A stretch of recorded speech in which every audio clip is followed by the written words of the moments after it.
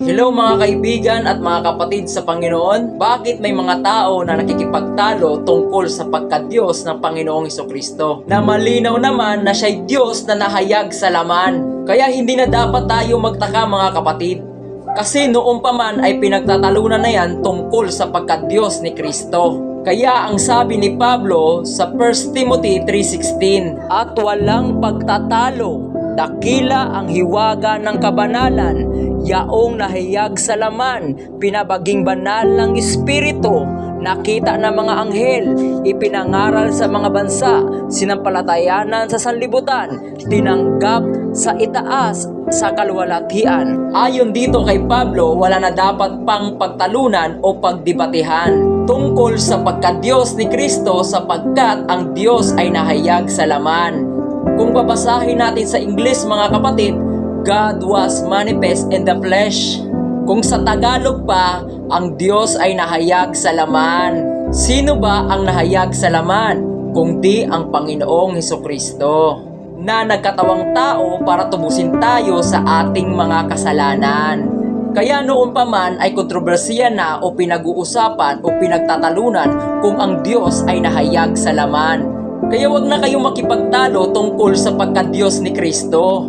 Kasi hindi nga siya basta tao na tulad nating nagkakamali at nagkakasala. Kasi ang lahat ng tao ay nagkasala ayon sa 1 King 8:46. Kung sila'y magkasala laban sa iyo, sapagkat walang tao na di nagkakasala, at ikaw ay magalit sa kanila at ibigay mo sila sa kaaway, na anupat sila'y dalhing bihag sa lupain ng kaaway, sa malayo o sa malapit. At ayon pa rito sa Romans 3:10 at Romans 3:23, gaya ng nasasulat, walang matuwid, wala kahit isa, sapagkat ang lahat ay nagkasala nga at hindi nakaabot sa kalwalatian ng Diyos.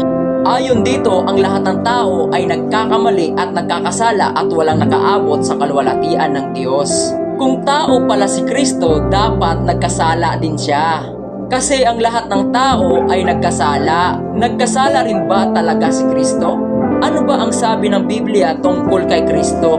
Sabi ng 2 Corinthians 5:21, kailan may hindi nagkasala si Kristo, ngunit alang-alang sa atin, itinuri siyang makasalanan para sa pamamagitan niya ay maituring tayong matuwid ng Diyos.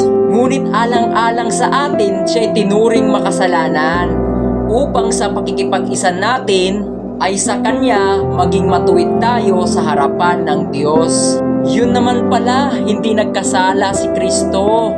Kaya kung sa tingin mo na tao lang talaga ang Panginoong Hesukristo sa'yo, mag-isip-isip ka kasi hindi siya nagkasala.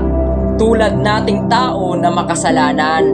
Hanggang dito na lang mga kaibigan at mga kapatid sa Panginoon, at God bless po sa ating lahat.